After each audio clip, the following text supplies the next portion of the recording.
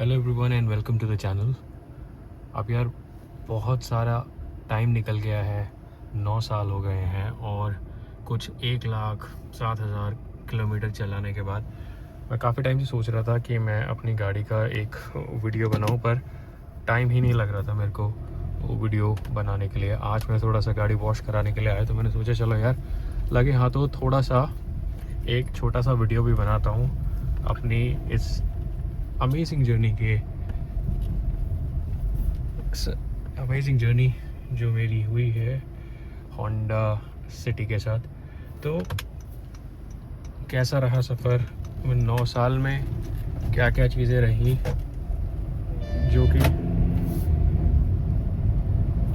काफ़ी अच्छी थी एंड साथ में ही बात करेंगे थोड़े से नेगेटिव्स का भी। सो प्रोज तो है ही एंड हर एक चीज़ में अच्छाइयाँ और बुराइयाँ होती हैं, तो बात करेंगे यार इस अमेजिंग एक्सपीरियंस की, इस अमेजिंग सफ़र की जो मेरा टाइम अभी तक जो बीता है होंडा सिटी के साथ। यार to be honest, I mean if there is any definition of how you want to nail और एस इंजीनियरिंग, इट्स दिस कार।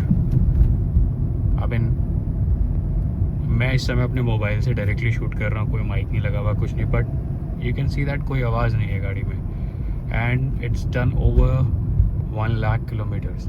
तो मतलब 1,00,000 किलोमीटर के बाद भी गाड़ी में कोई इशू नहीं है, कोई एज सच ट्रबल्स इसने मेरे को कभी दिया ही नहीं है यार। मतलब कभी होता है कि अब अगर आप सोचो यार इतने टाइम होने के बाद जो भी काम इसमें हुआ है, मैंने एक तो सर्विस हमेशा होंडा से कराई और बाकी जितने भी कोई मेजर सर्विस होती है इसमें सारी होंडा से हुई हैं और मेजर सर्विस में भी कभी कुछ सच मेजर कुछ नहीं हुआ।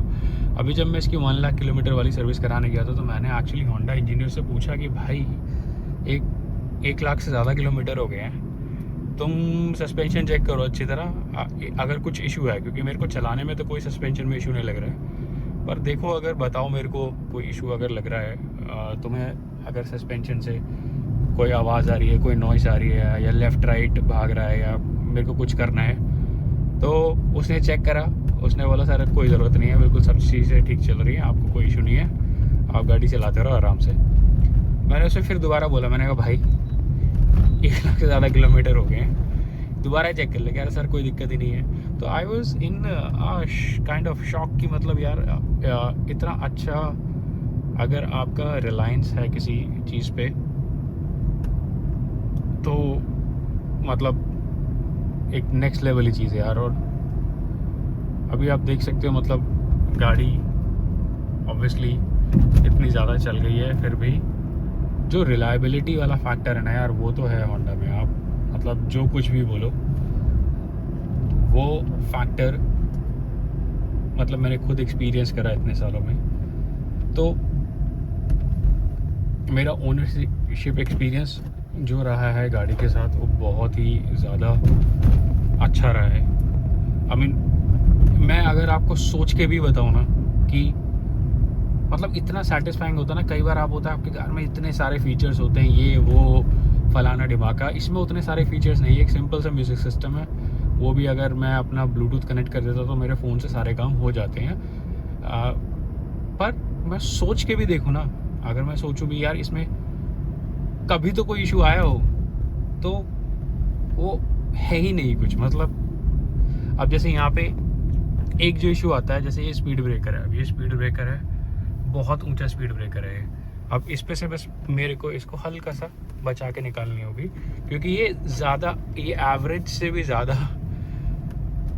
बड़ा स्पीड ब्रेकर। तो मैंने इस पे निकाल दी, कोई टच नहीं हुई, कुछ नहीं। So one of the things जो मैंने ऑब्जर्व करी है, इसको मैं ऑब्वियसली लद्दाख भी ले गया, ज़ंस्कार भी ले गया, तो मेरे को एज सच कोई इशू गाड़ी में कभी आया नहीं कि भाई नीचे से लग जाएगी या कहीं। हाँ, जहाँ बिल्कुल ही ऐसी ही जगह होती हैं जहाँ पे चीज़ें बहुत ही ज़्यादा अनइवन होती है और वियर्ड होती है, वहाँ पे तो आपको थोड़ा सा गाड़ी टच होने का वो रहता है। एंड दैट्स अगेन नीचे की स्कर्टिंग वगैरह टच होती है, बॉडी जो अंडर बॉडी है कभी भी ऐसा कोई इशू मेरे को आया नहीं। अनट्रस्ट में मैं गुड़गांव में रहता हूँ, अभी थोड़ी सी जो हालत है गुड़गांव की in terms of road infrastructure थोड़ी सी इम्प्रूव है, बट अगर आप पीछे लास्ट 10 सालों में जाओ तो वाहियात रोडें, मतलब गुड़गांव से ज़्यादा वाहियात रोडें शायद ही मैंने किसी और शहर में देखी हैं, छोटे शहर में भी नहीं देखी हैं। तो अभी थोड़ा सा रोड इंफ्रास्ट्रक्चर गुड़गांव का बेटर हो गया है पहले के मुकाबले, पर ये तो बोलना पड़ेगा कि यार हमेशा से जो सड़कें रही हैं ख़राब ही रही हैं। और मैं अपने बच्चे को स्कूल छोड़ने जाता हूँ, वो रास्ता इतना ख़राब है ना, इतना ख़राब रास्ता है वो, और ऑलमोस्ट 2 साल से उस ख़राब रास्ते पे मैं जा रहा हूँ डेली। मतलब रोड बन रहा है वहाँ, वो बनाए जा रहे हैं, कभी पूरा नहीं हो पा रहा है, बट स्टिल ख़राब रास्तों पे भी इसका सस्पेंशन क्या काम करता है यार, अमेजिंग काम करता है सस्पेंशन। हल्का सा स्टिफ इसलिए है क्योंकि अगर बहुत ज़्यादा सॉफ्ट हो जाता तो शायद आपका जो कार का सस्पेंशन है वो कंप्रेस होने के ज़्यादा चांसेस रहते हैं अगर आप लेड इन सपोर्ट की बात करें एंड फुल ऑक्यूपेंसी में। मेरी तो फैमिली में 5 मेंबर है, तो हम लोग फुल सारे लोग ही गाड़ी में जाते हैं। एंड इवन उसके बावजूद भी मैं बोलूँगा कभी भी मेरे को कोई नीचे से ये टचिंग वाली प्रॉब्लम तो कभी नहीं आई। तो ये थी इस चीज़ की बात। अब बात करते हैं कुछ और एक्सपीरियंस की जो मेरे साथ रहे, and let's see how those were. तो यार बात कर लेते हैं ड्राइविंग एक्सपीरियंस की। आई मीन होंडा को होंडा ऐसे ही नहीं बोलते, क्योंकि मेरा एक्सपीरियंस इतना अच्छा रहा है इसके साथ।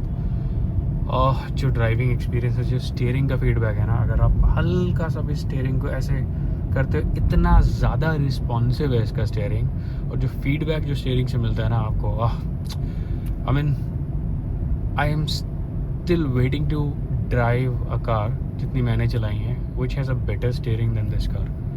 ये मैं इसलिए नहीं बोल रहा हूँ क्योंकि गाड़ी मेरी है, आप खुद इसको एक्सपीरियंस करोगे जब आप चलाओगे। ड्राइविंग डायनामिक्स इतने ज़्यादा सॉर्टेड है ना, इतना इजी है कि मतलब मैं आपको क्या बताऊँ। It's just amazing how this car drives, और बेहतरीन ड्राइवेबिलिटी है। अब देखो सामने पेट्रोल पंप आ रहा है, मैं कोशिश करता हूँ कि इस पर 95 डलवाता हूँ, क्योंकि अब बहुत ज़्यादा पेट्रोल में मिक्सिंग आ रही है। तो देखता हूँ कि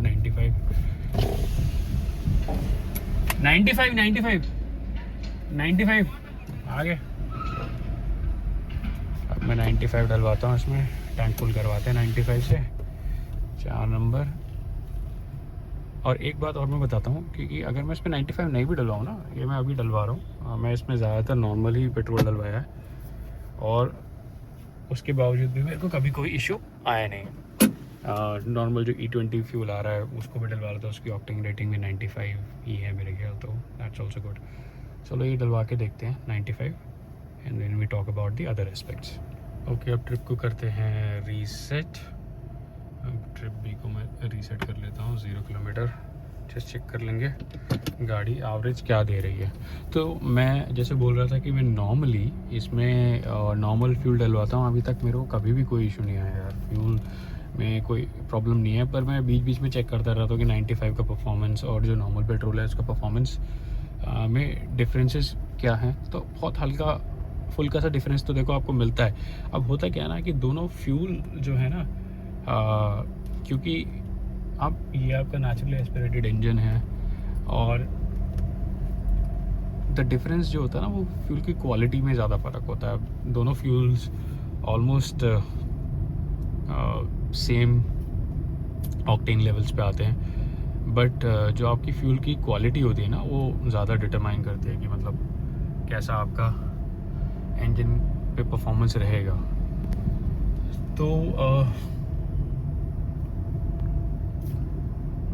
अब मैंने इसको ट्रिप रीसेट कर लिया है। अब नॉर्मली ये मेरे को सिटी के अंदर ऑन अ फुल टैंक, अभी मेरा 3600 रुपये का टैंक फुल हुआ है। अगर मैं नॉर्मल पेट्रोल डलवाता हूँ तो वही चीज़ मेरी 3200 की हो जाती है और कभी कभी 3300 की हो जाती है। तो डिफरेंस उतना ज़्यादा नहीं है। 300-400 रुपये में अगर आप अच्छा फ्यूल डलवा सकते हो, जिससे कि अगर आपको कन्फ्यूजन है in terms of quality of fuel, कुछ स्टेशंस होते हैं जिन पे quality of fuel definitely hamper होती है, तो मैं उन फ्यूल स्टेशंस पे नहीं जाता हूँ। मैंने कुछ फ्यूल स्टेशन है जो अपने मार्क कर रखे हैं, and I try and get to only to those fuel stations. तो एक फुल टैंक पे मेरे को ये दे देती है आराम से 400 से ऊपर की रेंज। सिटी के अंदर मैं बता रहा हूँ आपको, with in city limits average मेरा पर लीटर 12-13 ये कांस्टेंट रहता है, जो कि मेरे को लगता है कि काफ़ी अच्छा एवरेज है। और अगर कोई और गाड़ी होती तो शायद वो इतना अच्छा एवरेज ना दे पाती। यार कितना अच्छा फूल लगा रखा है इन्होंने, इट्स वेरी नाइस। तो ये बात रही फ्यूल कंजम्पशन की। तो फ्यूल कंजम्पशन में भी मतलब मेरे को कभी भी उतना प्रॉब्लम नहीं हुआ। हालांकि जो मेरी डेली ड्राइविंग है गाड़ी की, वो अराउंड 60 to 65 किलोमीटर है पर डे। तो ऑन एन एवरेज मेरा महीने में 12,000 के आसपास का फ्यूल लग जाता है, which is fine, because I mean आपके पास इंजन भी तो है। और जो इसका इंजन है ना भाई साहब, वो तो मतलब 4 चांद लगाता है। मतलब ओवरऑल एक्सपीरियंस जो आपको मिलता है ना, इंजन जो क्या कमाल का इंजन है यार। इसका इंजन मतलब आपको जब पावर चाहिए तब आपको ये पावर बना के देगा, आपको जब फ्यूल इकोनॉमी चाहिए तो आपको ये फुल फ्यूल इकोनॉमी भी निकाल के देगा। तो उस तरीके का इंजन। यहाँ पे कुछ तो एक्सीडेंट हो गया है। अच्छा, एक जो चीज़ यार मैं भूल गया था बताना बीच में, वो भी इम्पॉर्टेंट है, जिसका गियर बॉक्स है। ये मेरे पास सिटी जो है CVT ऑटोमेटिक गियर बॉक्स के साथ है। And CVT as you know it's a very convenient gear box. कभी कोई एक पैसे का भी इशू नहीं आया है। और the only thing that you have to do with that is आपको एक CVT का ऑयल आता है, वो 24-25 रुपये का होता है। आपको 2 साल में एक बार चेंज कराना होता है, and that's it. If you know your car well, अगर आपको अपनी गाड़ी के बारे में पता है कि उसमें क्या चीज़ें इंपॉर्टेंट है, क्या चीज़ कौन से पॉइंट पे चेंज होनी चाहिए, and through out this time जो होंडा का सर्विस एक्सपीरियंस है ना, वो भी बहुत अच्छा है। हर एक सर्विस सेंटर अलग होते हैं। आपको सर्विस सेंटर में अलग अलग लोग मिलेंगे जो आपको कुछ ना कुछ तो आपको ऐड ऑन चिपकाने की कोशिश करते हैं। But the fact of the matter is कि आपको उन चीज़ों से ज़्यादा कैरिड अवे नहीं हो जाना चाहिए। आपको अपनी गाड़ी के बारे में मैनुअल अच्छा तरह पता होना चाहिए कि गाड़ी की रिक्वायरमेंट क्या है। अगर आपको ये सारी चीज़ें अच्छी तरीके से पता होंगी तो then you will be always in a better space, जहाँ आपकी गाड़ी में क्या चीज़ें रिक्वायर्ड हैं, क्या चीज़ कौन से टाइम पे क्या चीज़ आपको सर्विस करानी है, क्या चीज़ चेंज होना है, what are the things that you should really be caring about. तो वो सारी चीज़ें बहुत मैटर करती हैं। तो CVT गियर बॉक्स के साथ कभी कोई प्रॉब्लम नहीं है। लोग बहुत बोलते हैं कि इसमें वो रबर बैंड इफेक्ट है। सिटी जो CVT गियर बॉक्सेस होते हैं ना, वो बने ही आपके कन्वीनियंस के लिए होते हैं। और उसमें क्या होता है कि कोई रबर बैंड इफेक्ट भाई मेरे को 9 साल में फील नहीं हुआ, लोगों को कैसे फील होता है आई डोंट नो। अगर आप CVT को एकदम से थ्रॉटल दोगे तब आपको इश्यूज़ होंगे, ठीक है। आपको पावर एकदम इंस्टेंटली नहीं मिलती है। बट आप ये भी तो सोचो यार, फिर उसके बाद आपकी गियर बॉक्स में कोई प्रॉब्लम नहीं है। टेक फॉर एग्जांपल, अगर ये ऑटोमेटिक होता नॉर्मल, अगर आपका ऑटोमेटिक होता CVT नहीं होता या DCT होता या कोई भी और ऑटोमेटिक होता, तो उसमें आप देखो उसमें इश्यूज़ कितने आते हैं, हीटिंग इश्यूज़ हैं या इश्यूज़ हैं, तो आपका कन्वीनियंस तो चला गया ना। And for the sake of matter लोग बोलते रहते हैं कि भाई मतलब अगर आपको जैसे ड्राइव करनी है तो your gear box should be automatic, और उसमें भी आपको सोफिस्टिकेटेड गियर बॉक्स चाहिए। मैं नाम भूल रहा हूँ कि एग्जैक्टली कौन सा होता है जो भी ऑटोमेटिक टॉक कन्वर्टर्स होते हैं, मेरे ख्याल से जो ब्रेजा वगैरह में आते हैं। तो those gear box are also good, but at the same time you have to understand कि भाई उन गियर बॉक्स के साथ उन ऐसे गियर बॉक्सेस जो जैसे आपके स्कॉडा वगैरह में आते हैं या टाइगन वगैरह में आते हैं, वोक्सवैगन में, they are complicated gear box to manage and to in day to day life आपको टेंशन नहीं चाहिए भाई। At the end of the day आपको चाहिए गाड़ी चलानी है और गाड़ी आपको चलाने में मज़ा आना चाहिए, और इस गाड़ी को चलाने में वो चीज़ तो 100% है, मज़ा आपको आता है और बहुत कन्वीनियंट है गियर बॉक्स का भी कोई इशू नहीं। तो दैट इज़ व्हाट मैटर्स कि आप गाड़ी के साथ कितना टाइम स्पेंड कर रहे हो रादर देन आप सर्विस सेंटर में कितना टाइम स्पेंड कर रहे हो। तो या that's about the gear box and I think that should be it. Thank you. तो इंजन से तो भाई मैं इतना सेटिस्फाइड हूँ कि नेक्स्ट गाड़ी जो मैं प्लान कर रहा हूँ तो इट्स गोना बी होंडा, पर होंडा के साथ प्रॉब्लम ये है कि उनकी गाड़ी के ऑप्शंस इतना ज़्यादा नहीं आते हैं। तो देखेंगे क्या होता है। इंजन तो भाई जब आपको पावर चाहिए हो, आपको हल्का सा टैप करना है, आपको पावर मिलती है। जैसे कि देखो तुरंत पावर बैंड में चला जाता है इंजन, और जब आपको एवरेज चाहिए होता है आप इस पर लाइट पेडल पे चलिए एंड बहुत अच्छा एवरेज निकाल के देता है। अब हाईवेज पे तो मैंने इससे मतलब एसी के साथ 19 का एवरेज भी अचीव करा है जब मैं लखनऊ जाता हूँ या वाराणसी या उस साइड जाता हूँ, तो बहुत अच्छा एवरेज देती है with full load, like 5 people on board and with full load भी ये बहुत सही एवरेज दे देती है। तो ड्राइविंग डायनेमिक्स हो गया, एवरेज हो गया, कोई इशू नहीं है। अब देखो ये स्पीड ब्रेकर इस पर से भी आराम से निकल जाएगी, सारी गाड़ी निकल रही है, कोई इशू नहीं होता कभी भी। मेजॉरिटी ऑफ द 99% तो ये निकल जाती है, बट जो 1% जो जगह है वहीं पे प्रॉब्लम्स होती हैं, अदरवाइज कभी भी कोई प्रॉब्लम नहीं होती। एंड मैंने ड्राइविंग डायनामिक्स की बात कर ली, ड्राइविंग डायनामिक्स बहुत बढ़िया है। फ्यूल इकोनॉमी की बात कर ली, एवरेज की बात कर ली, अब कमियों की बात कर लेते हैं। अब देखो कमियां ऐसा जिस गाड़ी में कोई भी कमी नहीं है, बस मैं ये चाहता हूँ कि अब इसमें थोड़े से और मॉडर्न फीचर्स आने चाहिए। फॉर एग्जांपल एक 360 डिग्री कैमरा तो मस्ट है भाई, ऐसी गाड़ी में 360 डिग्री कैमरा होना बहुत मस्ट है, क्योंकि लंबी गाड़ी है, कई बार आपको नहीं जजमेंट होता है कि सामने क्या है। And with a country like ours तो मतलब आपको हर एक चीज़ पे ध्यान देना पड़ता है।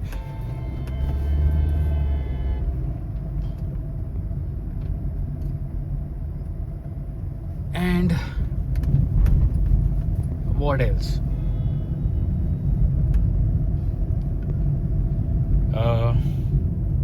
और आपका अगर ये लोग थोड़ा सा अपना जैसे अब नई वाली सिटी में तो सारी चीज़ें ऑब्वियसली आ गई हैं, आपका एंड्रॉयड ऑटो और ये सारी चीज़ें जो एसेंशियल्स है, रिक्वायर्ड है। मैं इनको गिमिकी फीचर्स नहीं बोलता है, बहुत मच रिक्वायर्ड होते हैं आजकल की टाइम पे।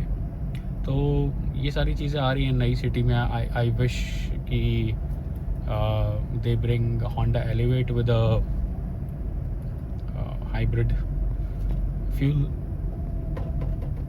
सिस्टम, तो ज़्यादा बेटर रहेगा for people like me who want to go and buy Honda again.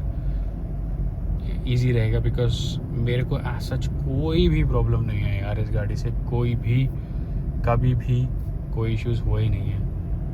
तो ये था छोटा सा वीडियो जिसमें कि मैंने कोशिश करी कि आप लोगों को बताऊं कि 9 इयर्स और 1 लाख से ज़्यादा किलोमीटर चलने के बाद आज भी ये गाड़ी वैसे चलती है। जब मैंने इसे फर्स्ट डे चलाया था तो मतलब आप सोच सकते हो कि क्या कमाल की इंजीनियरिंग होंडा ने इस गाड़ी में करी है।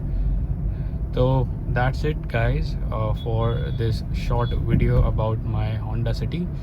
Thank you so much for watching and drive safe. Always make sure you wear your seat belts and thank you so much for watching.